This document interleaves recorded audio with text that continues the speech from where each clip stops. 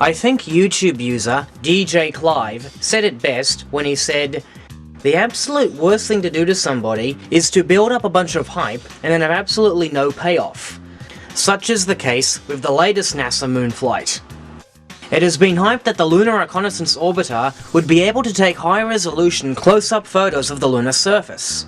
They hyped about the orbiter's capabilities to see the tiniest detail. On July 16, 2009, NASA announced that they had photos of the Apollo relics. But rather than release them straight away, NASA said they'd release them the very next day. Why wait? Normally NASA releases images within moments after reception."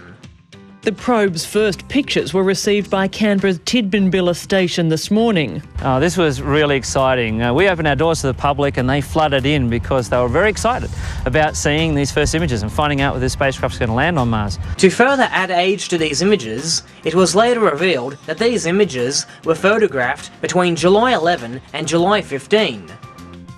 Propagandists usually love to hype that anyone will be able to receive the signals.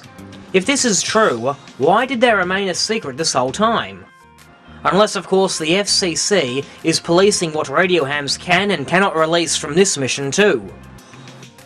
Yes, I have a few questions I would like to ask, if I may. I'll keep them brief. First of all, who received these pictures from LRO, and why did you wait until now to release them? Well, they were received at White Sands. They were processed. They were sent to the telemetry screen, sent to the Mission Operations Center, Goddard Space Flight Center. Which tracking station received these pictures?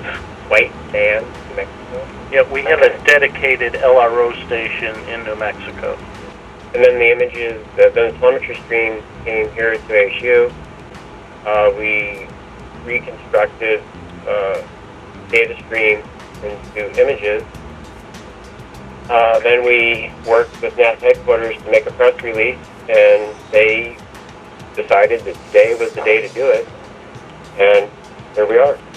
Yeah, I mean, you should recall these images were only taken within the last week, and this is, frankly, a very fast turnaround to take data this complex and to get it out to the public. The Apollo 14 images were only taken 2 days ago. Right.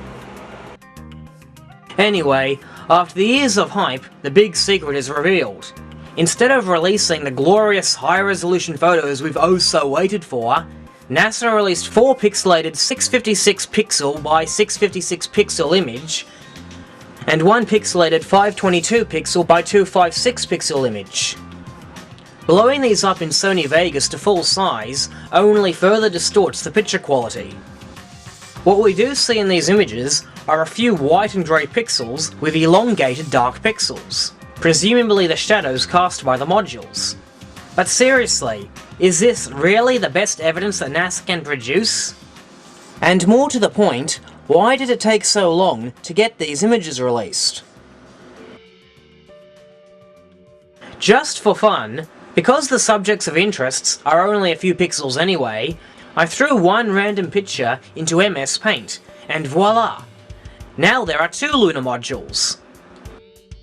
Okay, I admit my shadow needs a little work, but really, all you need to do is just throw these images into any edit program, brighten up a bunch of pixels, and darken some more elongated lines. Perhaps this is why these pictures took days to get released. NASA probably thought these images needed a little makeover before making them public. Then again, maybe they didn't. NASA later released high resolutions of the images. It turns out the press releases were just cropped versions. Basically, the lunar modules are seen as bright points of light casting a shadow. But there's a problem. This is hardly the only bright point casting a shadow. Here's one over here. And look, here's another, and another, and another. Gee, with all these bright points around, how did they know which one was the lunar module? Some of these bright points aren't even located where the astronauts explored. Perhaps what we are seeing are giant boulders casting a shadow. That's probably the more likely explanation. At the end of the day, a few brightened pixels in a puny pixelated image cannot explain the literal tsunami of evidence that it was all faked. Documented evidence that the radiation in space would have been lethal to astronauts, conclusive proof that the Apollo 10 telecasts were pre-filmed, edited together and dubbed, and on top of everything else, a mineralogy mismatch between actual moon rocks and the rocks supposedly collected during lunar EVA, as was proven by ESA's Smart 1.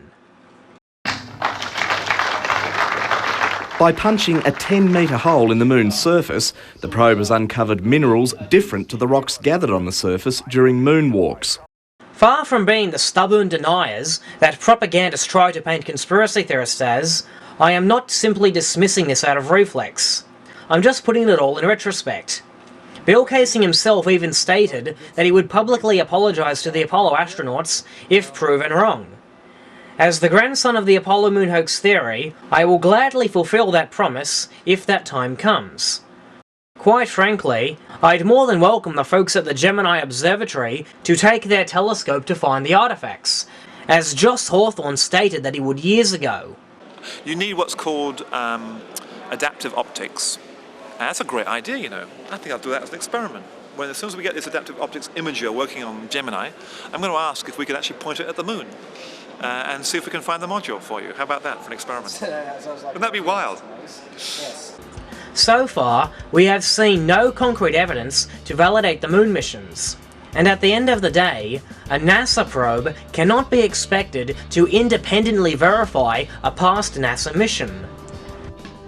Are these the first images seen post-Apollo of the Apollo hardware on the moon? In other words, has any other post-Apollo missions, no matter whose country, seen these before, or is it the first we've seen of Apollo hardware? Yeah, I believe the Indian, Chinese, and Japanese missions have all taken images of the Apollo landing sites. I don't believe that they have the resolution, high enough resolution to actually show the hardware on the surface, although I believe that you can see markings that were maybe made by the descent engines disturbing the soil. I haven't seen many of the Chinese images, so I don't know exactly what they have, but these are the first that I've seen where you can actually resolve the descent module sitting on the surface. No one other than NASA has allegedly photographed the Apollo relics. What we need is someone independent of NASA and all of their associates to photograph the moon landing sites. Then, and only then, will we have the independent verification that we need. Quite frankly, if you want to talk about people who stick their fingers in their ears and sing la la la la la la la, I can't hear you, why not start with the pro-NASA side? On the Bad Astronomy forums, Jay Winderley, the leader of all propagandists, was quoted as saying, "Even if Neil Armstrong admitted it was a hoax, I still wouldn't believe it." And here they say that we don't live in an evidence-based reality?